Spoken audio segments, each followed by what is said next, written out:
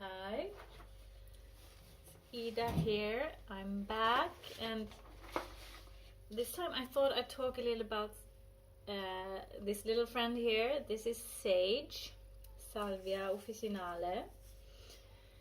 And before I get started, there's also the dog. That's not what I was about to say. Before I get started, I wanted to point out that I'm not a trained herbalist. I'm just someone who is interested in medicinal plants. So if you're not feeling great, don't take my word for it. Whatever I say, talk to a professional. I also want to point out that though plants are great as remedies in a lot of cases, there are also occasions where you actually need to see a doctor and you need conventional medication. But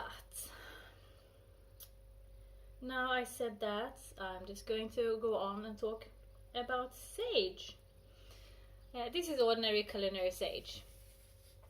Not to be confused with white sage and other types of sages. There are a lot of different kinds of sage. I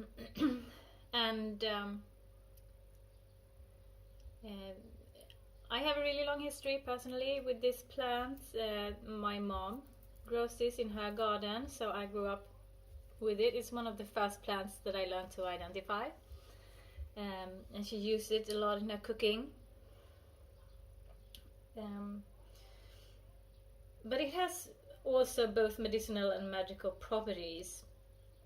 The name sage, by the way, comes from the Latin salvare, which means be saved or to be healed. And yeah, it has a really long history as a medicinal plant. You have already somewhere between year 50 and 70 AD. Physicians talk about sage and among other things say that it can stop bleeding. You have the very first medical school in Europe, and one of the most influential ones, the school in Salerno, talks about sage, and they say, how can it happen that a man who has sage in his garden yet ends by dying? And we have, in the 16th century, we have physician William Turner says that, amongst other things, sage restores natural heat, it comforts the vital spirits and helps memory and quickens the senses. And you have John Gerard already in 1597 who says that it's good for head and brain. And also in Sweden, since I'm in Sweden, that's of interest to me. It came here in the 15th century, it came with the monks. No, I'm lying to you. It came here in the Middle Ages, but it was already common, like in the gardens of more ordinary Swedes in the 15th century, so it became popular fairly quickly. And it's also mentioned in the very first Swedish pharmacopoeia from 1775 as a plant with medicinal uses. And it still is in modern herbalism. It's still a very useful plant. It's relaxing, so it helps against cramps. It has antiseptic properties. It's an expectorant, and it decreases secretion from glands. So secretion in particular of sweat and saliva. So this means that you can use it like for coughs and colds, and if you have a sore throat, if you have bronchitis.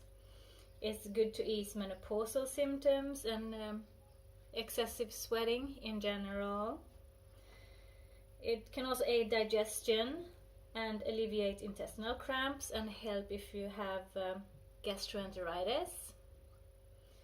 And there's also some research apparently that says that it is good for the memory in general. If you're having problems with memory, for instance, due to stress, but it also appears to slow down the like the progression of dementia. So it still has value as a medicinal herb. It also has magical uses. I have notes this time.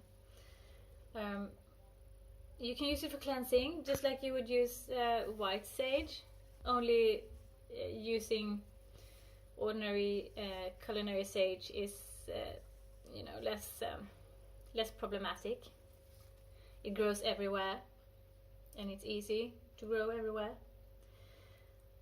It also has, and it works just as well in my experience. It has healing properties. There is this connection with longevity that we also saw has been there historically. It's for good health, protection, and prosperity, and so the magical uses are very similar to what we see when we look at sage as a medicinal plant. And it's also very nice to have. This is an extremely happy because it's growing in a pot on a balcony, but it can be rather big and rather old. The scent is lovely. If you touch the leaves, it's it's just wonderful. It can be pretty decorative. I don't know if you can see. This is the flower here. It has a really nice color. There are other types of sages with other kinds of colors, but this is like the very common sage. And it's good. I really like the taste. Traditionally, I think it has been mostly used with like chicken and pork, but I like to put it in salad and like with beans. Also works very nice.